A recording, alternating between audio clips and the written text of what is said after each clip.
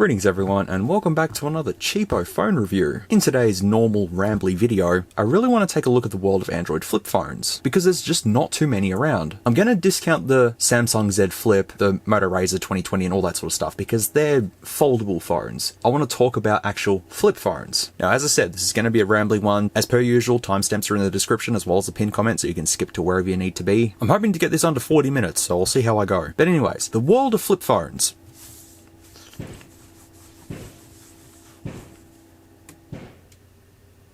Did you hear that?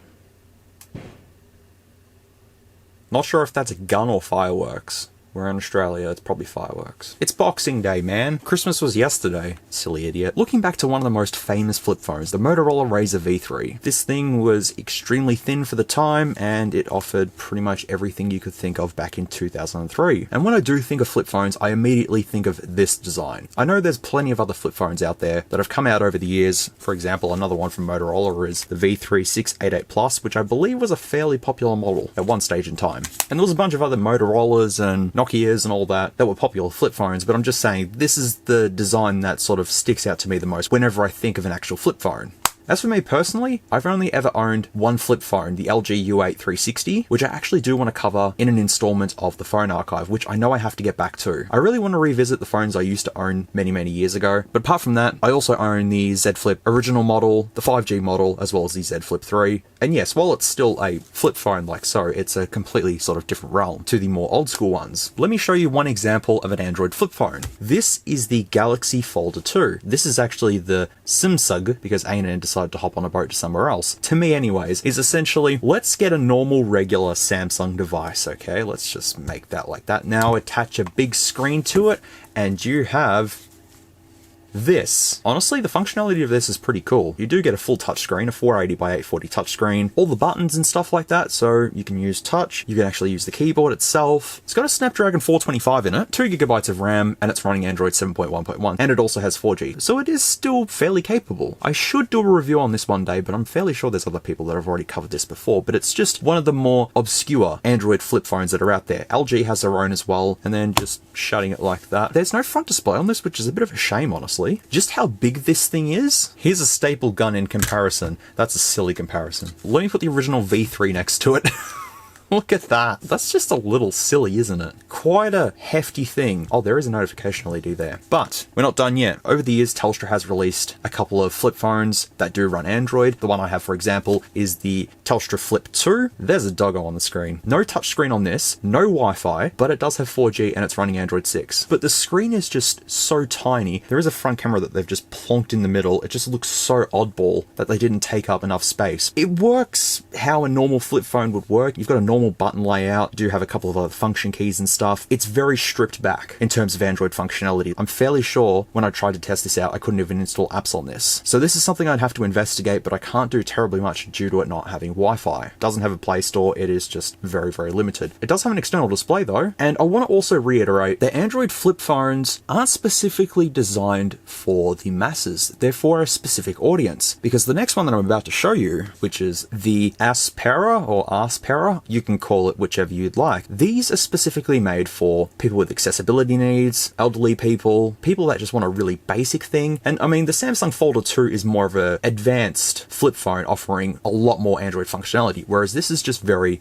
stripped back. Doesn't have a touchscreen, buttons are just nice and big, so people that don't have good vision are able to navigate this, and the Android has a custom launcher on it to have all of the icons nice and big so you know exactly what you're looking for. And while you can kind of access some of the Android system, for example, just like that, it says Android version 9.0, I can absolutely tell you right now that this thing is not running 9.0. I did have a play around with these at one point and installed a Pixel launcher on this to try and use it normally, and it was basically unusable. But this is also another one that I do want to take a look at, because its target market doesn't need anything special. They just need a phone that they're going to be able to use, make calls with, text people, maybe go on the web and quickly look up something, but otherwise nothing too much. And we can now put that in the pile of flip phones.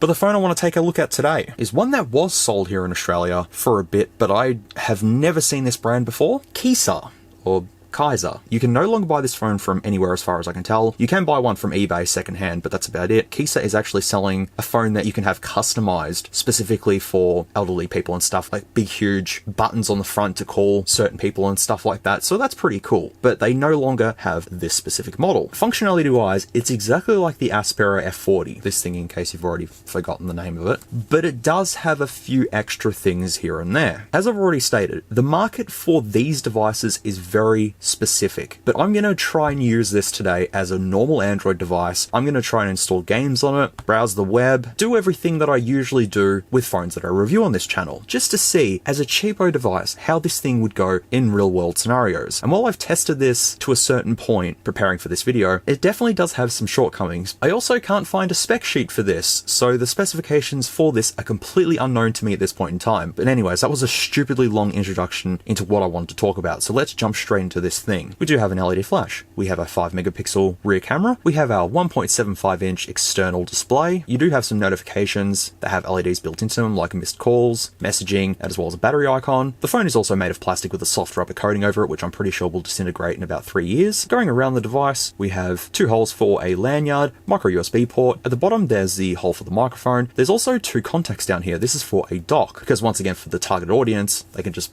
dock this, let it charge, do its thing, they hear a call, pick it up, that's it. It's just to save the hassles with getting a USB cable and trying to find where it is and all that sort of thing. On the other side, we do have the volume buttons, one which doubles as the torch shortcut. Then on the back, we have an SOS button, the loudspeaker, and a removable back cover. So if I just pop this open, there we have the Kisa battery. I never know how to pronounce this. Is it Shenzhen or Shenzhen? Anchor Battery Co. Limited, made in China. And if I just pop out the battery, which the battery is only 1,300 milliamp hours, and for an Android device, that's not a whole lot there. Already loaded within this device is a Telstra SIM and my micro SD card. We do have the IMEI info as well as the serial number, which the serial number is just the date it was manufactured, and they've just added a couple more numbers onto it. What does it say on the battery? Does it say anything funny? Exposed battery to open flames could cause explosion. Good advice, I'll take note of that. Also another thing, this is 3G only, whereas this has 4G. I don't think this has 4G. I'll edit a note in, and this also has 4G. But where this phone really shines is when you open it up.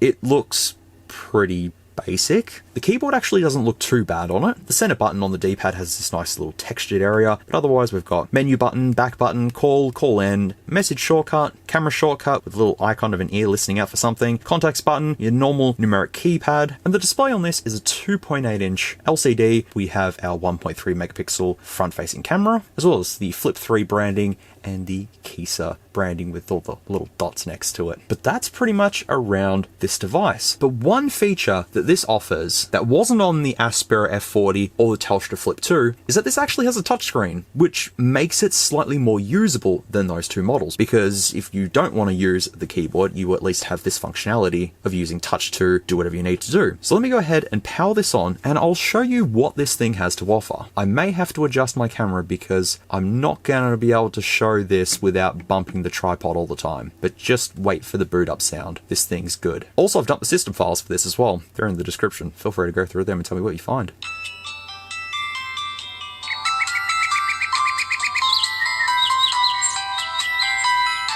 Isn't that the most peaceful thing you've ever heard? Bliss. Just nice. There we go, we've booted up. Now if you're wondering about setup as well, basically when you reset this, it just comes up with what language do you want, you choose your language and it boots up and we're done, that's it. And while the display quality, I can't really show at the moment because it's mainly black, it's pretty low resolution for what it is, but you can't expect too much from a 2.8 inch display. And if I just close it, there's the external display and no touch functionality or anything like that. When it's not displaying the time, it'll display information on the screen about incoming calls or anything like that, but otherwise this is very limited in terms of what it shows. Not that you can see at the moment, but we do have keypad lights. You can see them and they'll power off. There you go. Not the brightest. And as for the torch, you've got to close it and then hold volume up for it to then kick in. And this LED is actually fairly bright for what it is. Nothing like the DJ1000, nothing will ever beat that. But for someone who needs a torch on their phone to just sort of navigate around, it would be good enough for that purpose. And then just holding volume up again switches it off. And apart from that, there's no other shortcuts that you can do with the volume buttons. So back to inside of the device. If you were to call someone, this is what it would sound like. 1, 2, 3, 4, 5, 6, 7, 8, 9, star, 0, hash, hash, hash, hash, hash, 0, 0, 0,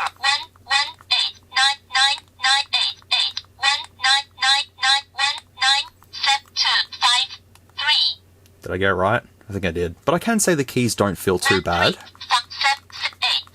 They're nice and clicky. The buttons are just made of a soft rubber. We have glass over the display, plastic on the external display, and also it's not too heavy. It's a fairly lightweight thing. And now for the extended functionality, there's a touchscreen, so you can use it exactly how you would a normal Android device. Pretty much everything is displayed. In the shortcut menu, we do have Wi-Fi, Bluetooth, do not disturb, hotspot, mobile data, airplane mode, and that's about it. It doesn't look like you can add anything else to it. And also keep an eye on the battery life. Because I've already played around with this, I kind of know that the battery life is pretty abysmal. When I done the camera test with this, I went out there with 100% and came back in with 55%. So hopefully that gives you a rough idea of the battery life on this. Installed on this phone by default, we have WhatsApp, messaging, call logs, photo contacts, phone book, camera, gallery, alarm, voice memos, magnifier, social media, multimedia, SOS, tools, settings, app, and that's it. And then within app is actually Aptoide, Kisa Flip, and wireless update. We don't have a Play Store on this, but we do have Aptoide, which is kind of a bit strange. As far as I know, you can't customize any of the layouts within this, like you can't remove the clock widget, you can't move any of these around to your liking. It's all just completely fixed. So first things first, let me jump straight into settings. It looks a little something like this. So these are just all the basic shortcuts. Wi-Fi, if I just enable that, it then goes back to showing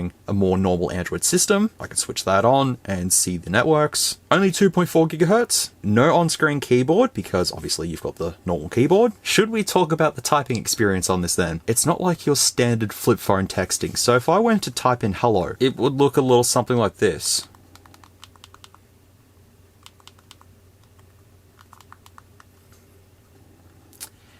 Okay, hash is just the shortcuts for special characters. Hash itself is to change it to numbers, then lowercase, then uppercase. You've got to always pay attention to this thing up the top. That's the only way to work out what you're about to type in properly. So then it goes to lowercase, and then I can type in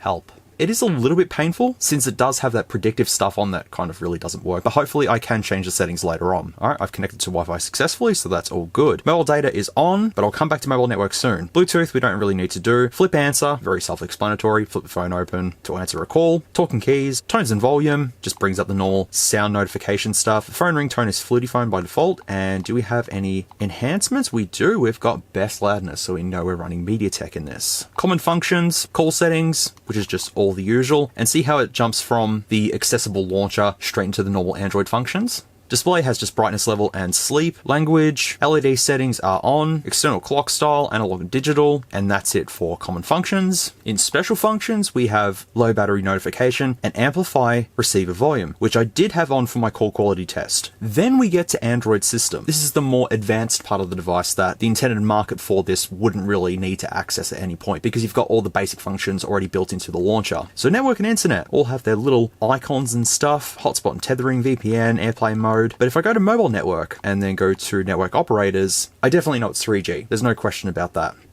Telstra 3G. If this did have 4G, I'd try and find a bands list for it, but since this is only 3G and 2G, it only support a couple of bands that are available. But let me splice in the call quality test for this and have a listen and see what you think. Testing the earpiece quality on the Kisa Flip 3. This is what it sounds like running at 3G. It sounded kind of loud when I tested it earlier.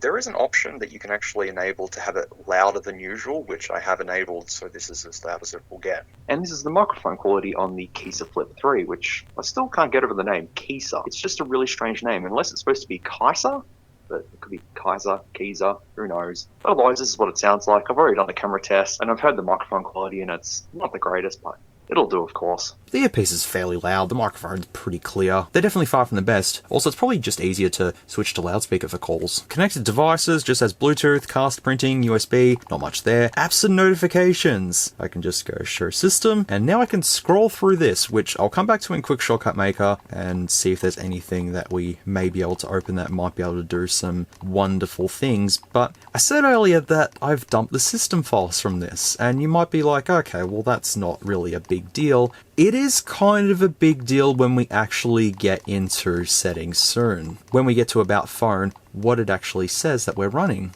But I didn't see much that looks a little iffy. It does say Oreo there, okay? But I can't be too sure of that.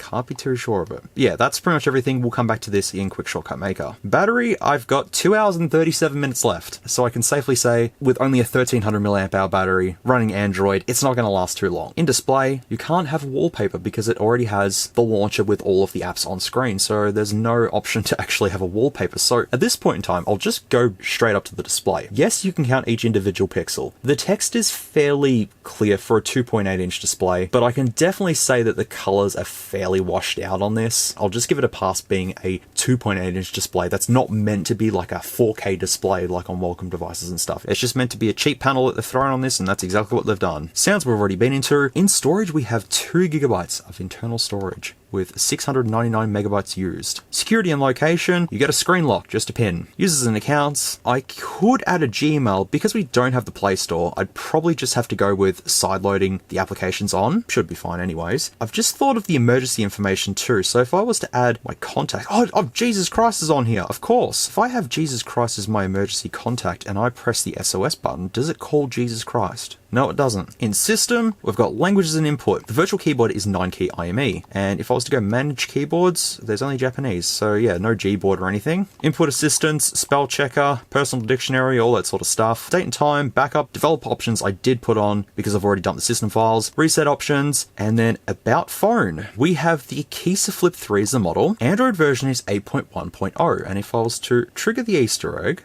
and then trigger the Easter egg, it doesn't work, which kind of makes me go, what's going on here? There's something that might be just a little bit wrong with this. Maybe it's just the Easter egg not working, but that's the first time I've ever had an Easter egg crash on a phone, so there's always a first for everything. Security patch level is 2019, matches up with when this phone was made. Baseband version, kernel version is December 24th, 2019. That's a bit confusing. The build number is located there, which has hack. I thought it said hacking, but it's Australian, HAC, Kisa Flip 3, custom build version. Not too much there, but if I go into status, there's the IMEI information. Feel free to look this up and tell me if that corresponds with anything in particular. The serial number is actually unknown, so they didn't even bother to put the one that's on the sticker onto this. It's just unknown. And that's absolutely everything in settings. So we've got a fairly basic understanding of this device. We do have full access to Android. It's just a launcher that's been placed on top of it to make it more accessible. Let's go through each individual app just really quickly for the ones that we already know, and then we can get further into testing this device. So WhatsApp obviously is not going to work because I don't have a WhatsApp account and it says data is inaccurate. This is a dedicated button for WhatsApp. Do elderly people use WhatsApp more than I think? I'm not too sure. Messaging is just going to look like standard messages. Call logs is just going to have your call logs in it. Photo contacts is kind of nifty. You can edit your contacts to actually have picture. So if I was to choose a photo of Swoldoge to be my contact, you can record the name Swoldoge. Done. So if you come into your contacts, you can be like, okay, so I can choose from such and such. No, I want to call Swoldoge. Perfect. That's kind of a nifty little thing. I know you can set photo contacts normally within Android, but it's just a lot easier just being able to do that. Phone book is just going to be your standard phone book, but next up is camera. Oh boy, not that you can see terribly much with what's on the display, but there is nothing spectacular about the camera app. Fixed focus, no HDR, you've got some shortcuts on the screen to switch to video mode, to zoom in, as well as switching to the front camera. You can just press hash and it switches from front to back. And pressing the options key brings up where you can turn the flash on and off, self timer, go to gallery, take photo or video record, and then going into more settings just shows picture size, 5 megapixels, storage path, and restore defaults. Then swapping to video mode, all the same options, going into more settings. The video quality actually has SD 480p, then high quality, then low quality. 480p is the highest quality this can do. It would have been nice to see 720p, but I guess once again I'll give it a pass. High is actually 320p, by the way. Then the front camera is 480p, and the front camera is of course the 1.3 megapixels. So I've taken shots at both nighttime and during the day, of course, so I'll splice in all of the photos and videos I took with this and enjoy the quality of the photos and stuff from the Kisa Flip 3. We'll be right back.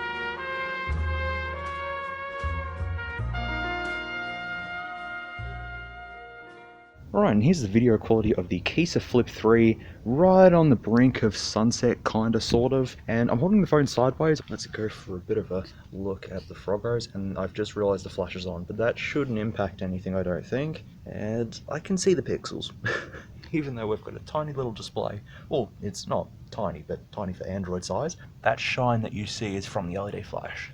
But for the most part, I think you get the idea of what's going on during the day. Well, most night time anyways.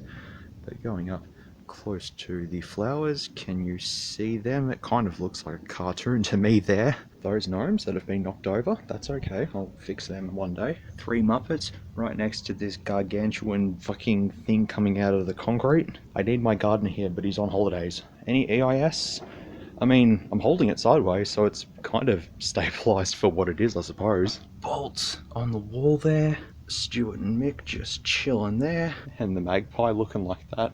Poor Cato. It's alright, buddy. I'll get rid of it all soon. The lemon tree with no lemons on it, as far as I can see, no. And the vanilla sky, once again, very beautiful. Faraway aircon. Let's go for a zoom. There you go. Can't see breeze air, but I can see pixels. That is the Kisa Flip 3 video test during the day. I've already done the night test, so you'll see that very soon. Look at my little monster. Hi, little monster. I tried to put a collar on her the other day so I could bring her outside for a walk and stuff. She didn't like that. So I tried a harness. She didn't like that either. So I don't know what I should do. I want to bring her outside, but it's just too risky where I live. I'm right near a main road, so I just don't want to go near that main road. Yeah, can you hear something? There's something clawing around. I don't know what it is. Oh, there's burbs. If it's burbs, then that makes sense. Oh, there's a burb. Now that I'm holding the phone as normal, if I go to tilt the phone sort of up and down, I can't really see the display at some angles. It's a little bit terrible, whereas sideways looks a lot better, but that's what it would look like if I just held it normally. Alright, testing video recording at nighttime with the Kisa Flip 3. Does it look good or bad? I'm also holding the phone sideways. At least I can see the froggos. If I go up a little bit, then I can still see them, but not as well as I'd hoped. And there's also this little piece on the corner from the flash sort of sticking in the way of the camera. It is fairly bright, but you have to go pretty close up to an object in order to start to see it. Just go for the detail on this leaf with some water on it. You can kind of see that. And that's it for the nighttime test. And testing the front camera quality of the Kisa Flip 3. I'm holding it like a normal phone, so this is kind of what it looks like. Nothing special. There's nothing too much going on. I can hear critters around outside. I can zoom in. It looks good. It's also quite humid outside, and I'm wearing a long sleeve shirt, which is acceptable. Otherwise, it's, you know, it is what it is. No jelly movement though. Oh god, we've got ghost movement though. Holy crap, that's a different one. Oh, look, I'm spooky. Oh, ghost hunting. Ah. Photo wise, it's okay.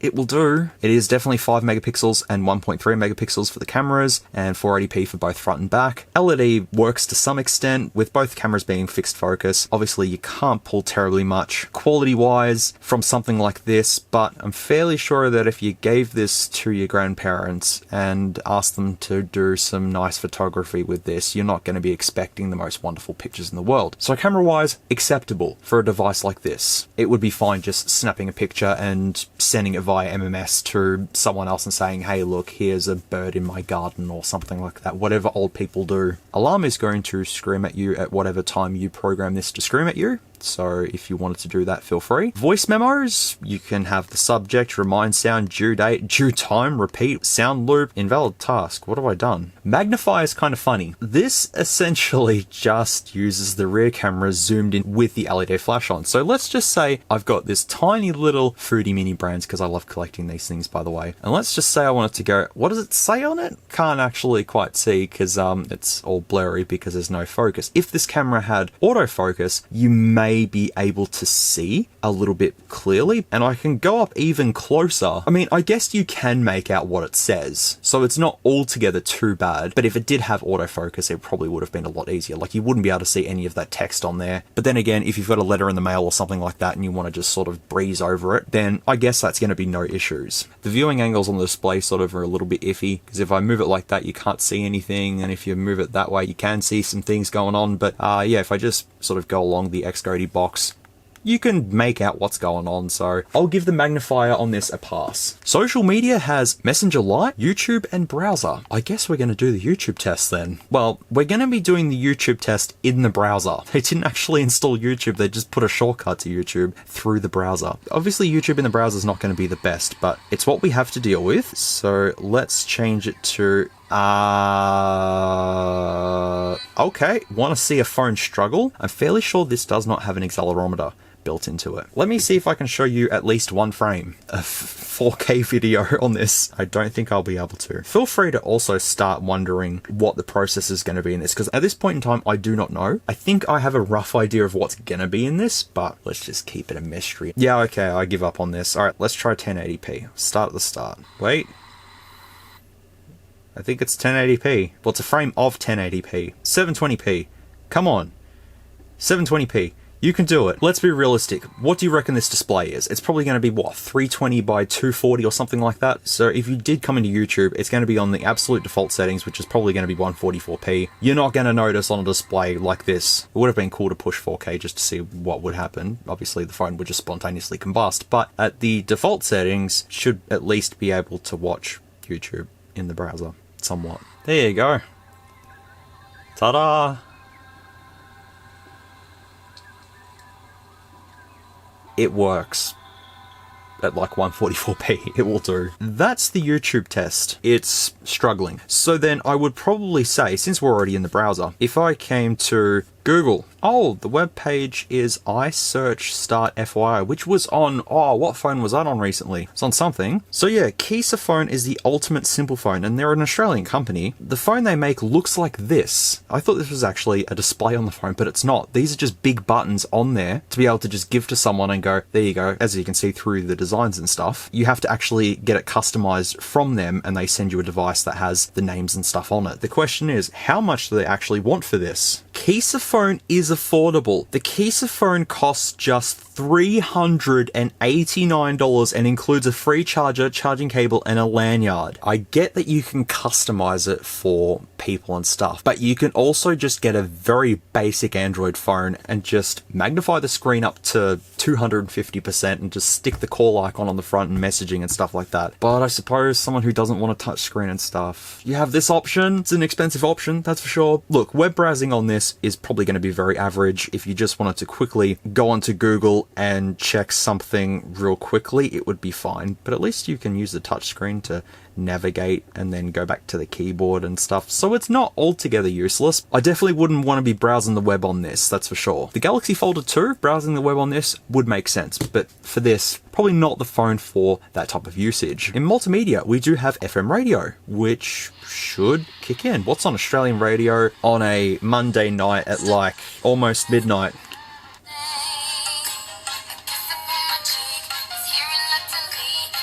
I have not heard that in a long time. Wow. Recorder, basic VU meter there, we've seen that before. But music, we can finally test BFG division on this and test out this speaker. It's got a bit of kick to it.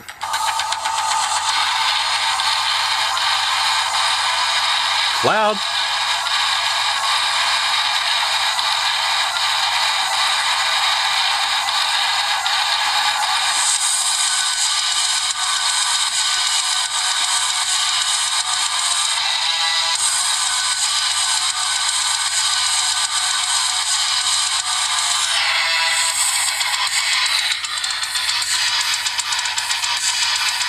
Not bad. 103 roughly we got to. Not that that meter is very useful since I'm sticking it right on top of the speaker. It looks like it's a slightly bigger one than what we'd see on usual welcome devices and stuff like that. So will be definitely interesting to check this out when we tear it down, but that's pretty good. Obviously at max volume it's a bit distorted, but if I bump it down, it's a reasonable experience.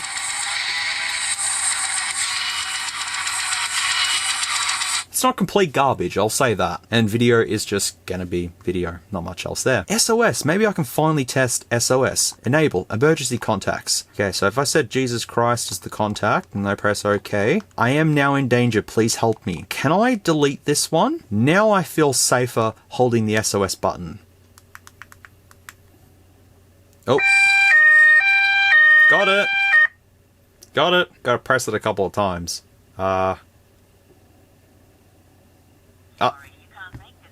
And that is how SOS works. And it's now calling Jesus again. It's okay. No, it's okay. It's alright. I don't need his help now. Okay. In tools, we have calendar.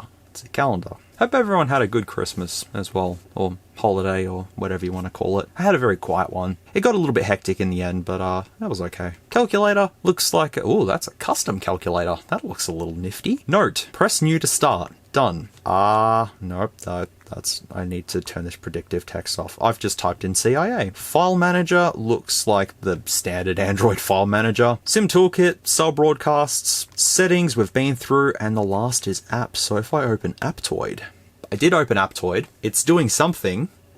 Oh, hello. I could search for games and stuff. FPS robot game. What is this? Oh, he's not happy. I have never used Aptoide. I have no idea what it's like. Updates is just WhatsApp. I've heard of Aptoide. I know about it, but I've just never used it before. So I just thought maybe I could just download something. Fire Red something or other Pokemon? You'd be able to get some apps going, like some VPN, but nothing comes up every time I search for it, so it's probably useless. Oh, hang on, stuff's come up. Ready to show your skills, beat other players in free sell cash and get some real money as a prize. Giving your grandparents access to a whole bunch of gambling games. That's reasonable. Kisa Flip app? What does this do? Oh, scan QR code. That would probably be from the website, I'd say, to maybe do a system update, because then the last one is wireless update, which I would say there's nothing available. I don't think there would be. No. That is it in regards to everything that we can basically do at this point of time on this device. What I now want to do is try and install GTA 3 on this, just to see if we can play GTA 3 on this flip phone. And then I'll also try and install some more apps on this as well, so we can further check the specs and all that sort of thing. Give me a moment, we'll be right back. I'll try and figure this thing out. I have no idea if this is going to work or not, but what I've had to do is put a 4GB microSD card in, format it as internal storage, then use the shared internal storage to then sideload GTA 3 on, and it should all work now. I had to then use ES File Explorer to move stuff around because I couldn't do it on my computer for some particular reason. Let's see if this works. So GTA on the Kisa Flip 3, let's go. Did I get it? I got it! I got it! This is gonna be fun. I've played GTA 3 on a watch. If you haven't seen that, you might want to check out that up there. That's the Lemfo watch. I don't think this is even going to, but we'll try it. I'm gonna just leave everything to load so we can at least get into the game. Off we go. New game. Oh, okay. You're witnessing history. Oh. Oh! Whoa, look at it go. Look at it go. That's a Banshee. I've just... Oh, I can skip. Okay. Wow. How am I gonna play... How do I do this? Okay, so let me just hop in the car. It's multi-touch! Ha! It's multi-touch! Oh, shit. I flipped it within a matter of seconds. That was fun. Can we actually use any of the buttons to do anything? Oh! Hello! If I was to do it, I'd have to play it like this. One of these buttons should get in the car. Oh, hello! 3 is to jump, 2 is to punch. One of these buttons should get me in the car. Yes! Okay. Okay, that's the radio. That's to look. Ah, that's to reverse. All I've got to do is do a little something like this. Nope, that didn't work. So I can't push 2 keys at the same time on the keypad. So I can zoom along at the speed of light and then...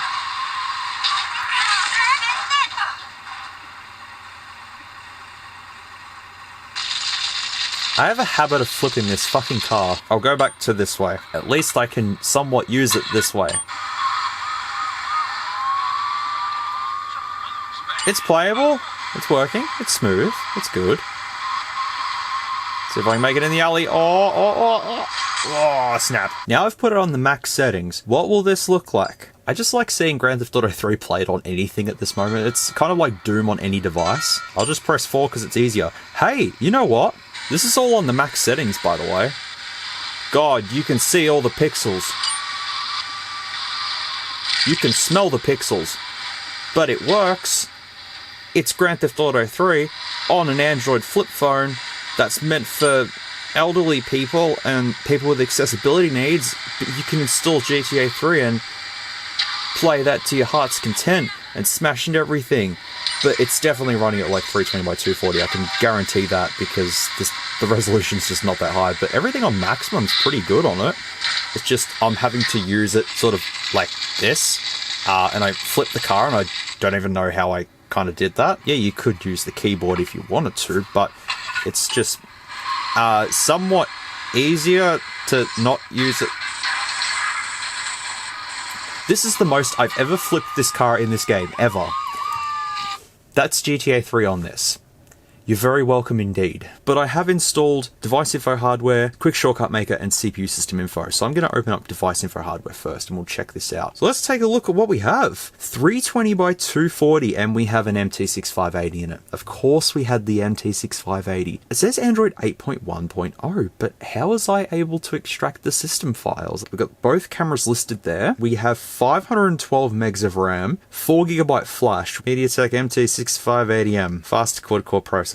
And it's the Kisa Flip and it's running Oreo. I just checked and I do have all of the system files that I've extracted from this. Anything Android 7 and up, you can't use ADB pull system to extract the system files, but I've done it. The display is 320 by 240 with 78.6 hertz refresh rate. It's almost 80 hertz. Wow. Yeah, 2-point multi-touch, so that's how GTA 3 was able to just work. 512 meg DDR3 at 1066. So accordingly, we do have a 2 megapixel front camera, but it can only take shots at 1.3 megapixels, which is kind of a bit strange. In battery, 1000 milliamp hours power profile, that's not correct. Thermal, it did warm up considerably during the test. No accelerometer, we have a light sensor and a proximity sensor, but that's about it. Let's try the last one and see if it actually is running Oreo.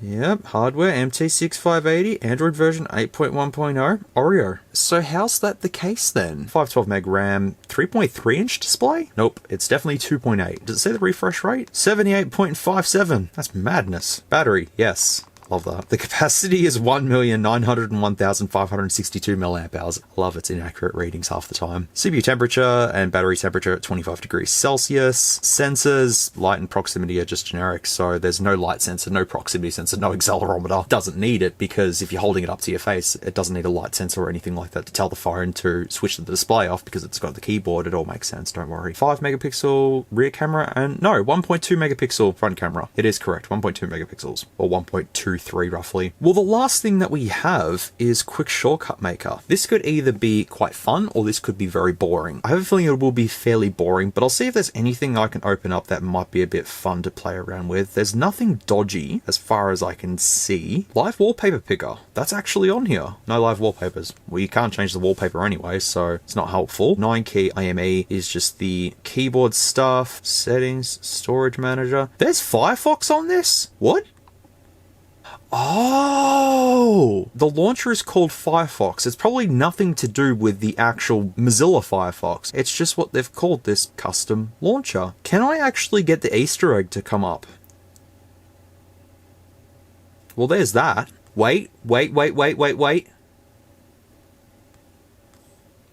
Marshmallow Land is right there. Even though all of the icons, when I connect it to the PC and everything, come up with Oreo, the Oreo Easter egg doesn't work. In System UI, to have Marshmallow Land in there, it just kind of makes sense that this is actually running Marshmallow. I don't think it's Kisa's fault. I think Kisa's just rebranded a generic Android flip phone. They've just bought a shitload of them, rebranded them, and had no idea that it wasn't running Oreo. Look, I'm not entirely sure. You will have to comb through the system files and let me know. Oh, wallpaper picker. Wallpapers. Do we actually have wallpapers? Oh, no. we don't have any wallpapers. That's a first. That is actually very, very interesting. This is called Firefox. It could be running Marshmallow. It could be running Oreo. It could be running something. It's got an MT6580, 512 megs of RAM. It's an interesting device. I like that it offers an Android experience with a normal flip phone keyboard. It runs okay for the most part. It's a bit slow, obviously, but with the simplified launcher, everything's just nice and easy to access and everything. It's when you actually start to do more than what this is intended to do, it starts to struggle quite a lot. Almost 80 Hz display on this, that's a win. Look, it's pretty low-end guts into a flip phone, and it's running Android. But for someone who just needs to make calls, needs to just do a quick message, needs to go into their photo contacts and contact Swole Doge, then it's perfectly fine. And you have the external display that does help you along the way, and the little notification LEDs do work at some points as well. And also the speaker wasn't too bad. It's nice and loud for what this is anyways. I don't know the actual retail price of this when it first came out, but I would say, judging by what they're trying to sell, the simple phone that they're selling for $389, I'd say this was probably a $200 phone or something like that when it first came out, which is a bit expensive for what it offers anyways. It's got some positives, it's got some negatives, but it's just the first Android flip phone that I'm actually taking a look at on the channel. Now, I'm not too sure if you folks want to see these other ones reviewed at some point in time. I would love to take a look to see what I possibly can do with these and what specs they're running. Pretty sure everyone knows what's going on with this, but if you want me to do something with it, I can add it to the to-do list. It's nothing too exciting, that's for sure, but at least I've taken a look at it, and you've got to experience that with me. So we can power it off and have the boot sound cut short. Let's tear it apart. We have two parts to take apart because it's a part of a part, where a part is not parting. That's a part of a part, and that's another part of a part. That's also, I'm gonna shut up now. While I was stuffing around with micro SD cards and stuff, I broke the little door that holds this down, and I don't really know how to put the thing back in, so I'll just kind of sit it on there and pretend it's all good. Oh, that fell out. That's okay. I'll just leave that to the side. Now, I'm wondering if I should take the actual front assembly apart. I think I might. I don't really want to pull the shielding off. It's right there too, by the way. It's just there. If it's clipped down, I might do it, but if it's actually soldered straight to the motherboard, which I reckon it will be, I know what this is running. We don't need to see another MT6580, do we? We might. With all the screws removed, I should be able to just snap some snaps and unpop the pops.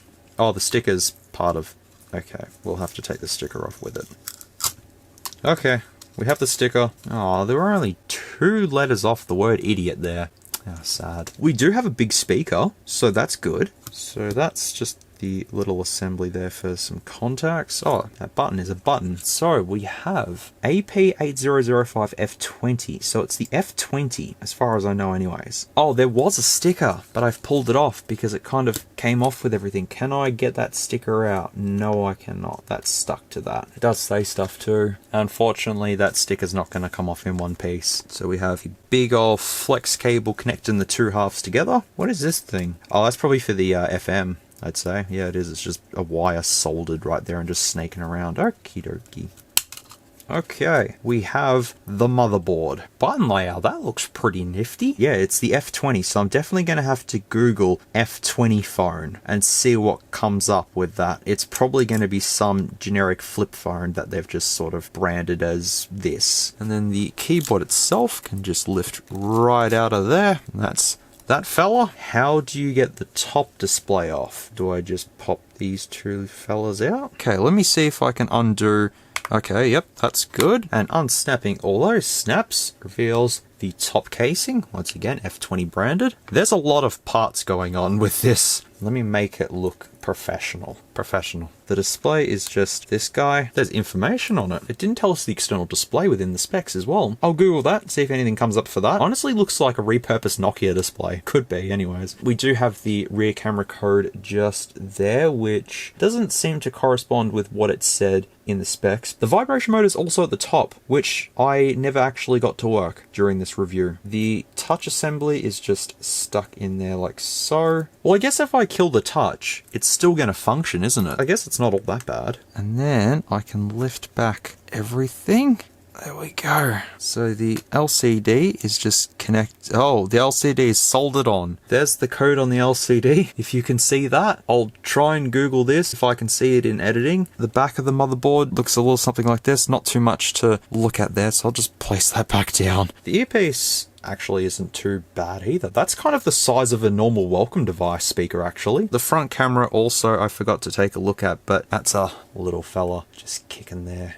Everything's all soldered into place on this one. I can't do terribly much. Also, the 3 little LEDs there for the notifications. Think it's all back into place, I think. The one vital piece is the flex cable that connects the 2 halves. So hopefully that's in place still. Now we're back to the shielding bit and the dangle. Eeny, meeny, miny, mo. Which one's going to have the MT6580? I'm going to say this one. I think I got it.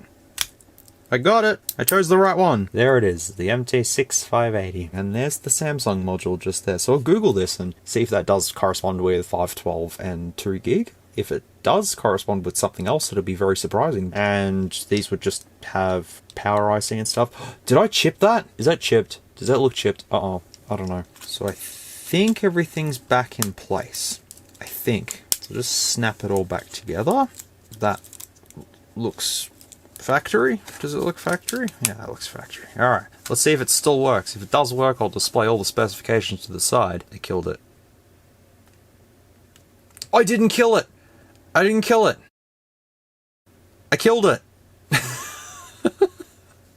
Uh-oh, the buttons are pushed in. That's my bad. Take 2. Did I kill it? Let's try that again. I'll display the specs here somewhere. I think I didn't kill it. Pretty sure I didn't. It was just the volume down button was being held in, so it booted into that test menu, which should... There we go. It's all good. So yeah, all the specs are there. I'm gonna make sure I list that 78.9 Hertz display on this. That's pretty impressive. Fairly basic specs for this thing. What can you really expect? I didn't kill the touch. Amazing. Did I kill the external display? I didn't kill the external display. I didn't destroy it, except for the whole shielding bit, but the battery's going to be over the shielding bit, so I'm pretty sure that's not a concern. So that's now in my collection as an Android flip phone, and they'll go with the rest of the other flip phones. But if you do want to see said flip phones reviewed on the channel, I'm happy to do videos on them, but it'll just be, I don't know when. I have so many things that I've already got on the to-do list, and adding more to the to-do list is just making things a little ridiculous at this point in time, but I'll get to it one day. That was taking a look at the Kisa Flip 3 Android flip phone. I hope you did enjoy this one, and if you made it to the end of this video, thank you very much for sticking along and watching through it. But if you had to use the timestamps, that's all good. That's why they're there. That's why I include them, so then you don't have to sit through my rambliness and all that sort of thing. But a lot of people like the rambling. That's why you're all here, I guess. So that's all good and dandy, but if you need to use them, that's no problems. That's absolutely fine. I shall leave it here before I continue rambling, and I've got to go to sleep because it's like 2 AM in the morning. Thanks so much for watching this one. I really do appreciate it. I hope you got a kick out of looking at some Android flip phones with me, although I only showcased one off. I showcased some other one. It doesn't matter. Just go along with that. Stay tuned because I will be doing a live stream hopefully by New Year's. This should be out in a couple of days. I should have time. I don't have time. We'll see what happens. And I also filmed a 9-hour job lot the other day, so I now have, what, 27 hours of job lot to actually edit. Yeah, it's going to be fun. It'll give me something to do in January, that's for sure. As always, folks, please take care, stay safe, be good people, and I'll see you all in the next one, which should be a live stream, probably to celebrate the end of 2022, and then we can kick into 2023 and edit 27 hours of job lots. That'll be fun. Let me know what you thought of this thing in the comments as well. Alright everyone, please take care, and I'll see you next time. If you like this content, feel free to leave a like or a dislike if you didn't. Thanks heaps for watching, and I'll catch you all in the next video.